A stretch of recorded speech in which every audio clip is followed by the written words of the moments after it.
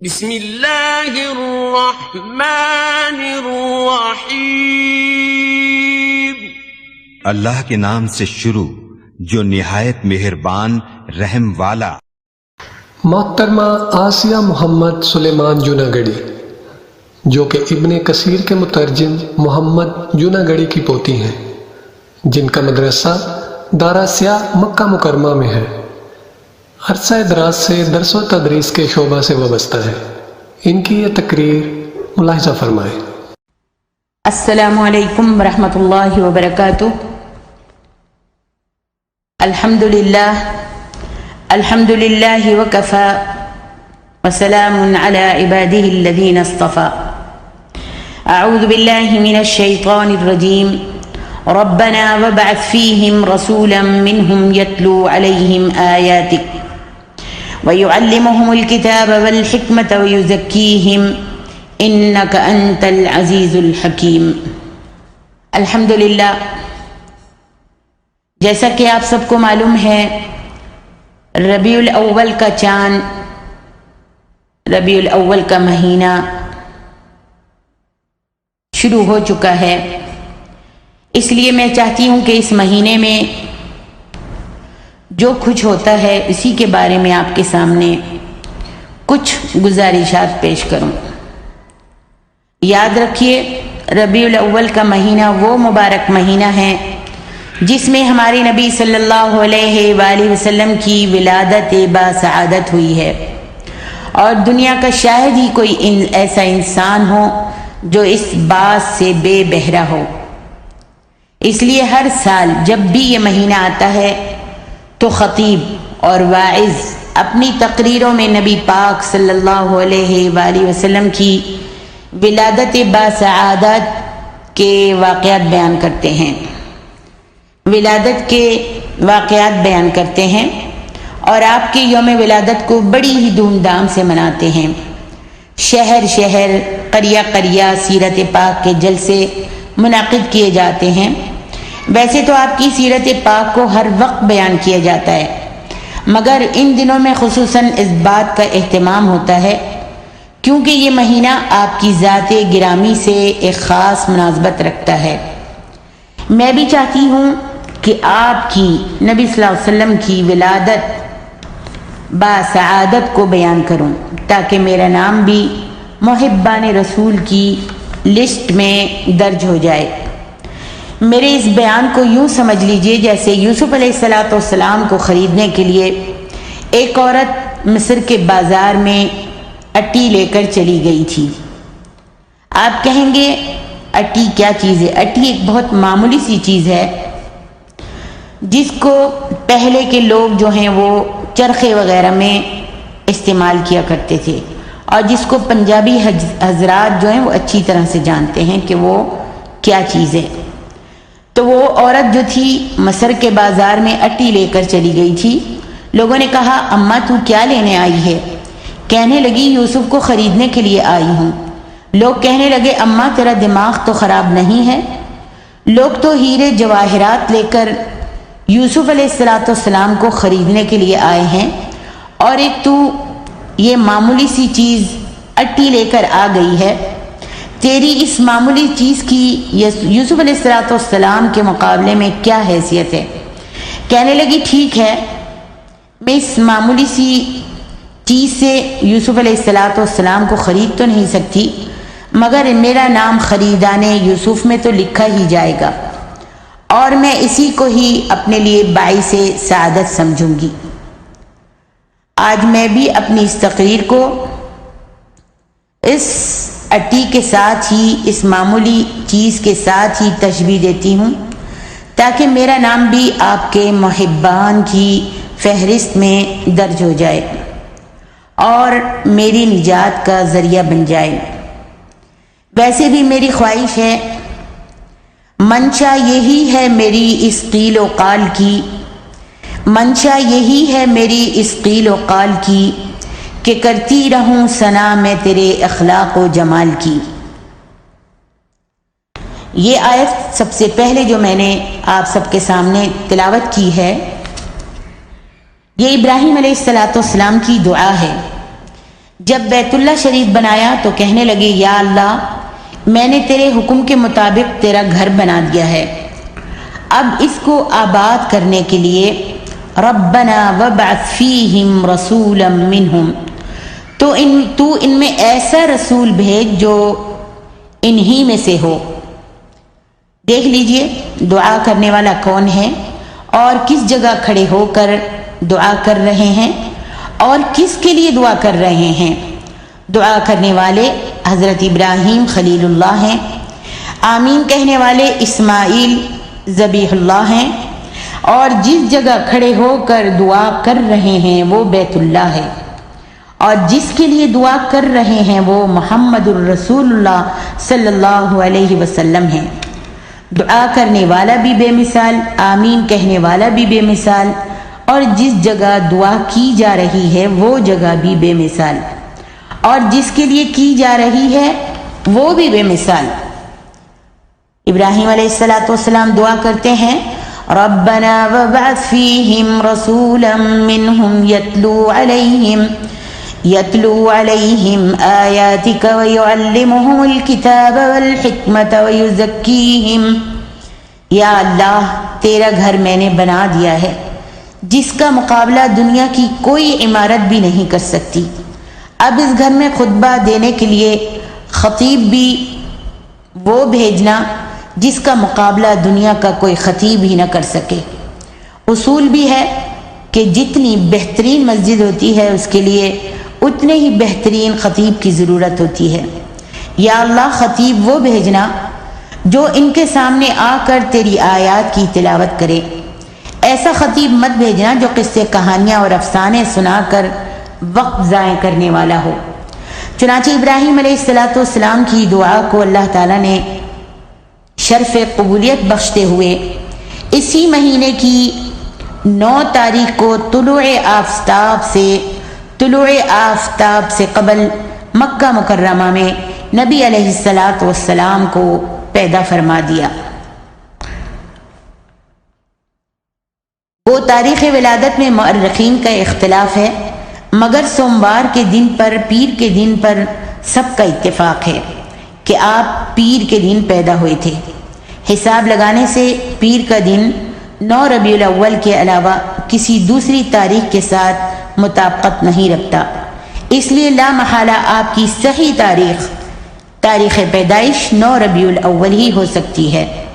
ہندوستان کے مایہ ناز مؤرخ اور رحمت للعالمین کے مشہور مصنف قاضی محمد سلیمان صاحب منصور پوری نے بڑی تحقیق کے بعد تمام مروجہ سالوں کا مقابلہ کر کے 9 ربیع الاول ہی لکھی ہے 9 ربیع الاول ہی لکھی ہے۔ تاریخ دور العرب والاسلام میں بھی 9 تاریخ کو ہی صحیح قرار دیا گیا ہے۔ آپ کی ولادت باسعادت سے بیت اللہ میں رکھے ہوئے تمام بت گر گئے، شیاطین کا آسمان پر جانا موقوف کر دیا گیا۔ بیت اللہ میں رکھے ہوئے بتوں کا گرنا اور شیاطین کا آسمانوں پر جانے سے رکنا اس بات کی علامت تھی کہ اب بتوں کی پرستش ختم ہو کر ایک ہی خدا وحدہ لا شریک لہ کی عبادت کی جائے گی، اور شیاطین کے تمام پرچم سرنگوں ہو جائیں گے۔ آپ کی ولادت سے آپ کے تمام رشتہ داروں کو بے حد خوشی ہوئی۔ والد محترم تو پیدائش سے پہلے ہی فوت ہو چکے تھے، مگر آپ کے چچا اور دادا موجود تھے جو خوشی سے پھولے نہ سماتے تھے۔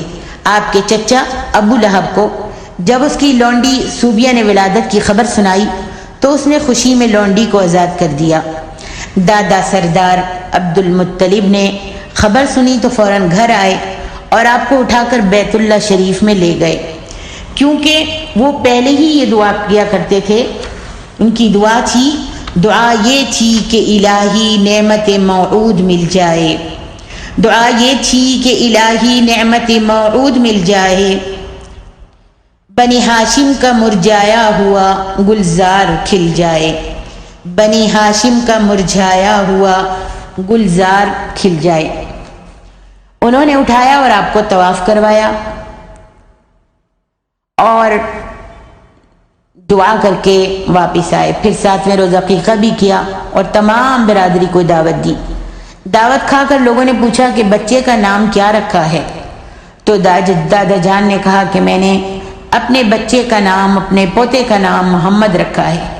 لوگوں نے بڑے تعجب سے پوچھا کہ آپ نے اپنے خاندان کے سارے مروجہ ناموں کو چھوڑ کر یہ ایک علیحدہ ہی نام رکھ لیا ہے؟ تو دادا نے کہا کہ میرا دل چاہتا ہے کہ جتنا حسین یہ بچہ ہے اتنا حسین ہی اس کا نام رکھوں۔ میں نے محمد نام رکھا ہی اس لیے ہے کہ جو بھی اس کا نام لے اس کے منہ سے بے ساختہ اس کی تعریف نکلے۔ سبحان اللہ۔ تو خیر شروع میں چند روز آپ کی والدہ ماجدہ نے، جن کا نام حضرت آمنہ تھا، آپ کو دودھ پلایا۔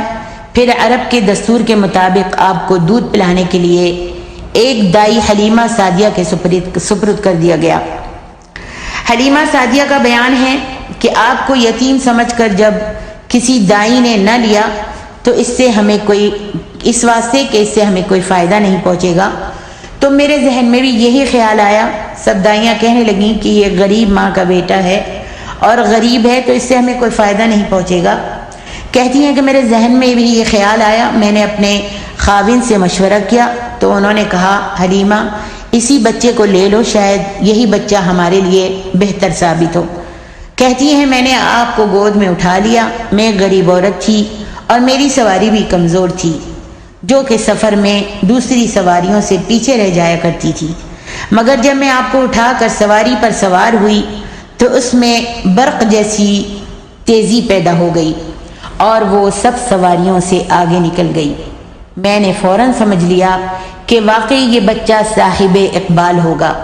فرماتی ہیں کہ میں آپ کو لے کر جب گھر پہنچی تو میرا گھر برکات الہی سے معمور ہو گیا۔ میری چھاتی میں دودھ آتا ہی نہیں تھا، اور اگر آتا بھی تھا تو اتنا کم تھا کہ میرا بچہ بھی پیٹ بھر کر نہیں پی سکتا تھا۔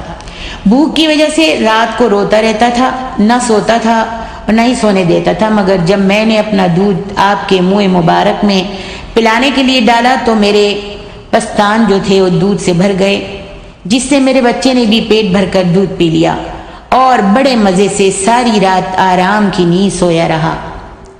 کہتی ہیں کہ ہماری بکریاں بڑی لاغر اور دبلی تھیں، جن سے تھوڑا بہت دودھ دھو کر ہم اپنا اور اپنے بچوں کا گزارا کیا کرتے تھے، مگر آپ کی برکت کی وجہ سے ہماری بکریوں کے تھن بھی دودھ سے بھر گئے۔ سبحان اللہ، جس سے ہم سیر ہو کر پیٹ بھر کر دودھ پینے لگے۔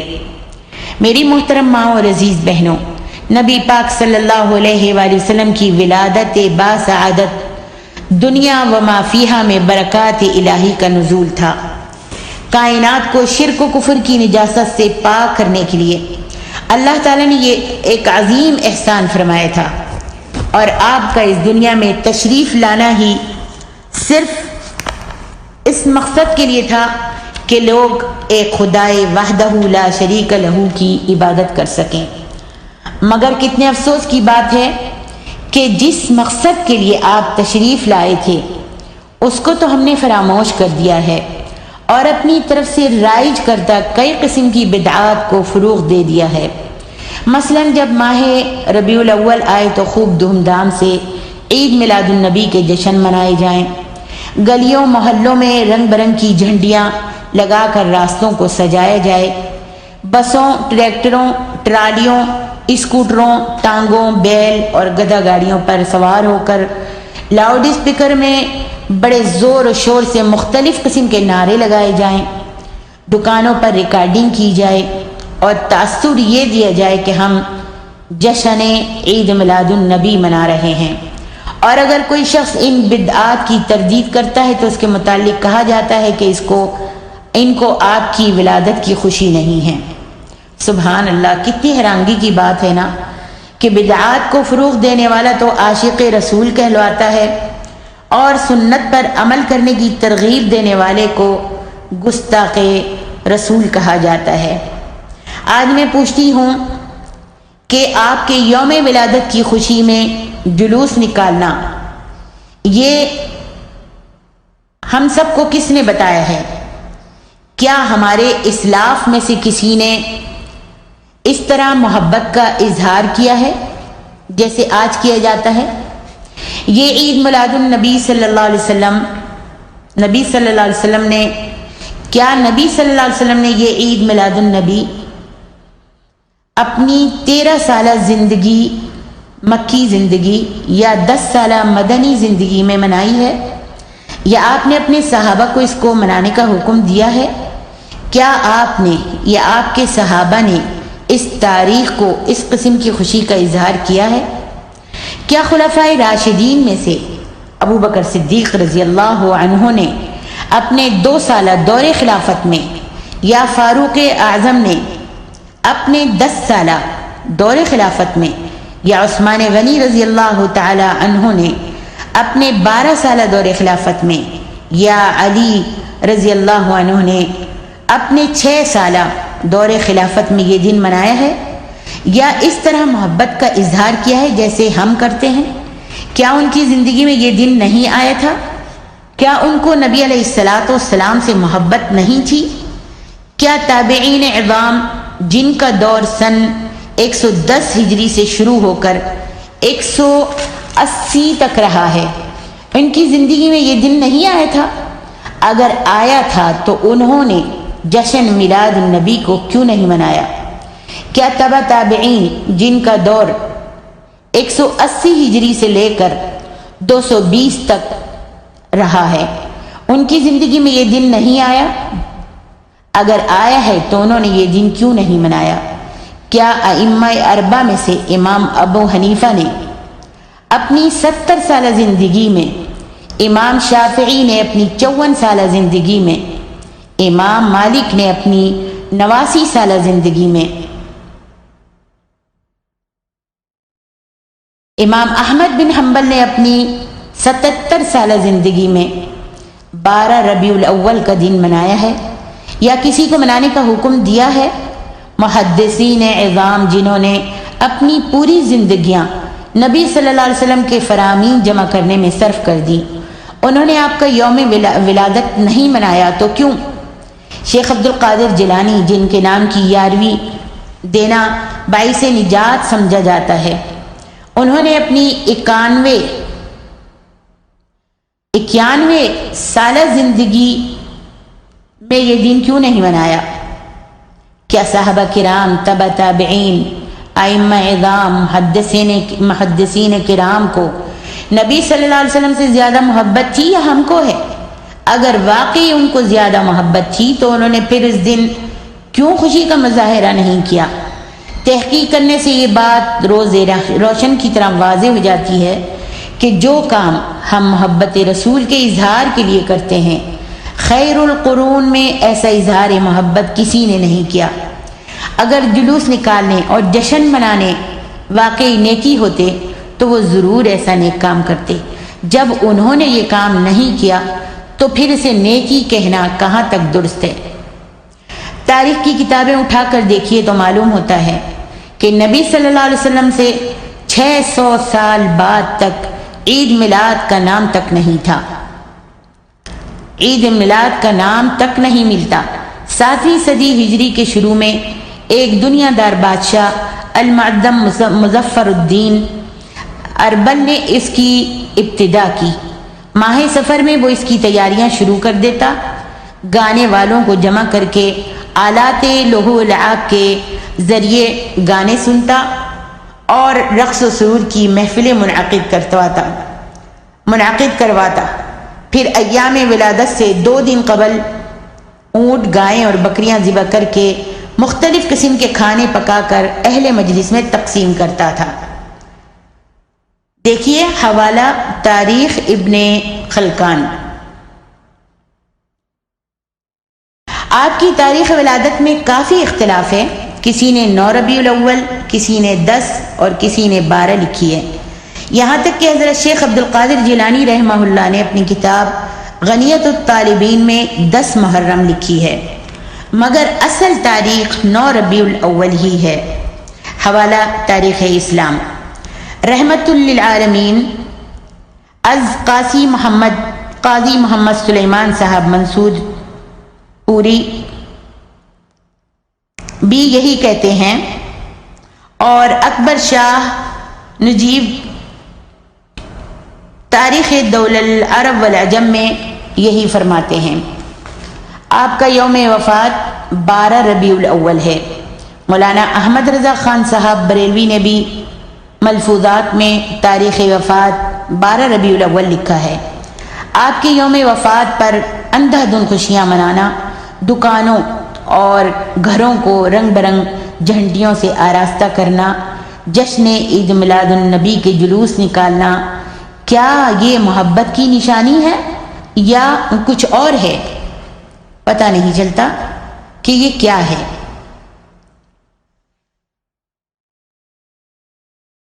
تو میں عرض کر رہی تھی کہ نبی پاک صلی اللہ علیہ وسلم کی تشریف آوری کا مقصد یہ تھا کہ لوگ اللہ رب العالمین کی عبادت کریں۔ آپ کو علم ہی ہے کہ ابتدائی نبوت میں پہلی وحی اترنے کے بعد نبی صلی اللہ علیہ وسلم جب گھر آ کر کپڑا لے کر لیٹ گئے تو اللہ تعالیٰ نے وحی نازل فرمائی، یا ایھا المدثر قم فانذر وربک فکبر وثیابک فطہر والرجز فاہجر ولا تمنن تستکثر ولربک فاصبر۔ سورۃ المدثر۔ اے میرے نبی صلی اللہ علیہ وسلم اٹھیے اور میری مخلوق کو میری توحید بتائیے، ان کے سامنے میری بڑائی بیان کیجیے، وہ پیغام جس کی اشاعت کے لیے آپ کو بے شمار تکالیف کا سامنا کرنا پڑا، سر مبارک زخمی کروا لیا، دانت مبارک شہید کروا لیے، گھر سے بے گھر ہو گئے، وطن سے بے وطن ہو گئے۔ اس کو آج کل کے مولویوں نے لوگوں کے سامنے پیش نہیں کیا۔ صورت تو بیان کر دی مگر سیرت بیان نہیں کی، شان تو بیان کر دی مگر فرمان بیان نہیں کیا۔ کتنی بڑی بددیانتی ہے کہ نبی صلی اللہ علیہ وسلم کی محبت کے اظہار کے لیے جلوس تو نکال لیے مگر اپنے افعال و اعمال کو سنت کے سانچے میں نہیں ڈھالا۔ یاد رکھیے، ایسی محبت جس میں اطاعت نہیں ہوگی قیامت والے دن کوئی فائدہ نہیں دے گی۔ آج کل کے لاکھوں کروڑوں عاشق اکٹھے کر لیے جائیں تو آپ کے چچا ابو طالب کی محبت کا مقابلہ نہیں کر سکتے۔ ابو طالب اس وقت تک روٹی نہیں کھاتے تھے جب تک آپ کو ساتھ نہ بٹھا لیتے۔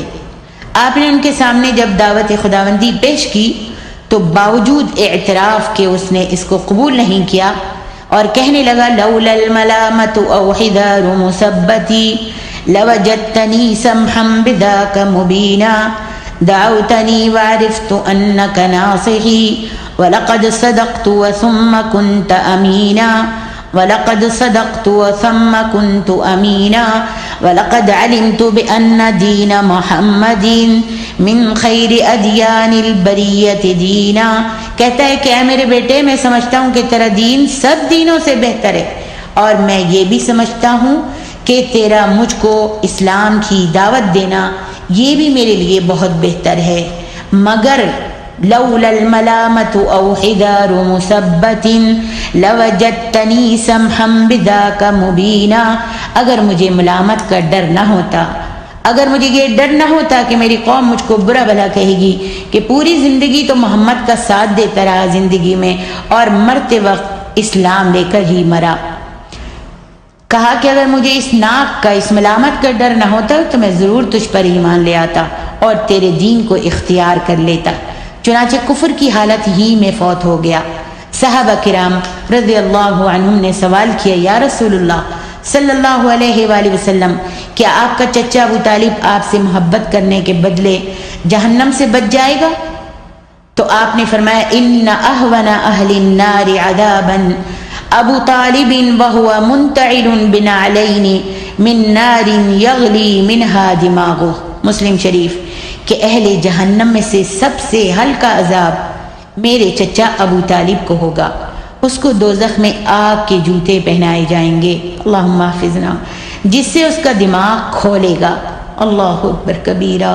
دیکھ لیجئے میری محترمہ اور عزیز بہنوں، ابو طالب کو آپ سے کتنی محبت تھی، مگر وہ پھر بھی عذاب جہنم سے نہیں بچ سکے گا۔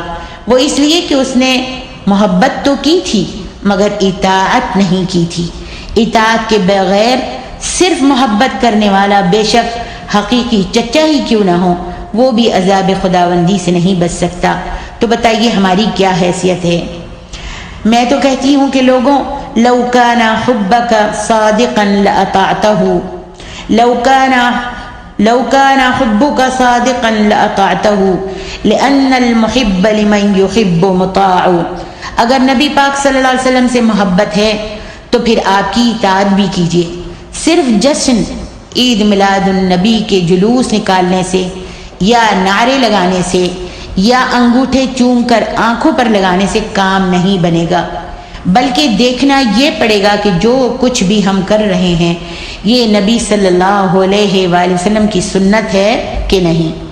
قرآن مجید میں اللہ تعالیٰ فرماتے ہیں سورۃ الغاشیہ میں، هل اتاک حدیث الغاشیہ وجوہ یومئذ خاشعہ عاملۃ ناصبہ تصلی نارا حامیہ۔ کئی لوگ دنیا میں عمل کر کر کے تھک گئے ہوں گے، اتنے نیک اعمال کیے ہوں گے، مگر پھر بھی ان کو جہنم میں داخل کر دیا جائے گا۔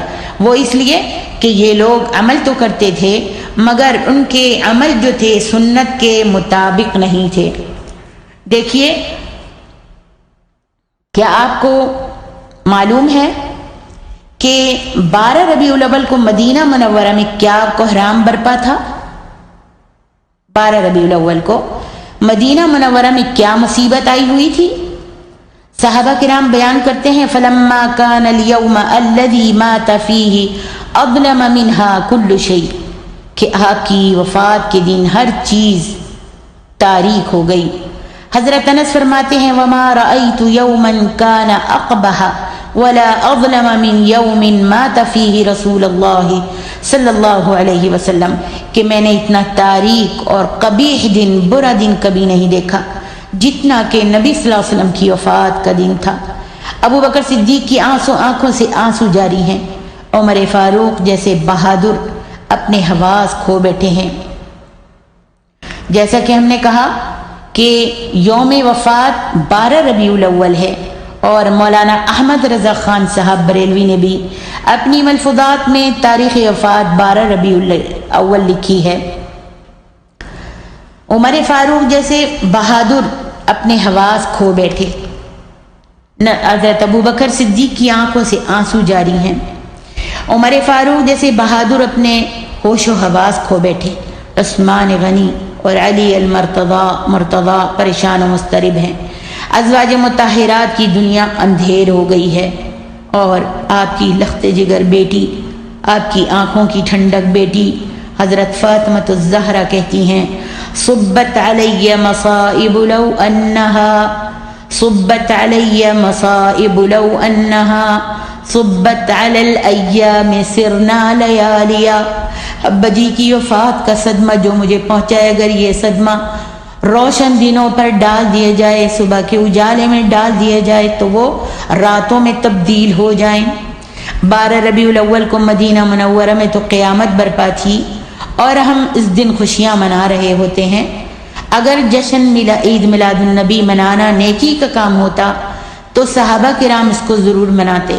جو کام شریعت میں نہ ہو اسے نیکی سمجھ کر کرنا شرعی اصطلاح میں بدعت کہلاتا ہے، اور بدعت کے بارے میں تمہارے اور میرے نبی محمد صلی اللہ علیہ وسلم کا ارشاد ہے، کل بدعت ضلالہ وکل ضلالۃ فی النار، کہ ہر بدعت گمراہی ہے اور گمراہی جو ہے وہ جہنم میں لے جاتی ہے۔ اب میں اور آپ اچھی طرح سے غور و فکر کریں، سوچیں کہ نام نہاد محبت میں کہیں ہم بدعتی بن کر اپنی آخرت نہ خراب کر لیں۔ یہ آواز آپ تک صرف آپ کی اصلاح کے لیے پہنچائی گئی ہے۔ اللہ تعالیٰ سے دعا ہے کہ اللہ تعالیٰ ارنا الحق حقا وارزقنا اتباعہ وارنا الباطل باطلا وارزقنا اجتنابہ۔ ان اريد الا الاصلاح ما استطعت وما توفیقی الا باللہ۔ اللہ تعالیٰ ہم سب کو اچھی سمجھ عطا فرمائے اور بدعات سے بچائے اور سنتوں کو اپنانے کی توفیق عطا فرمائے۔ السلام علیکم ورحمۃ اللہ وبرکاتہ۔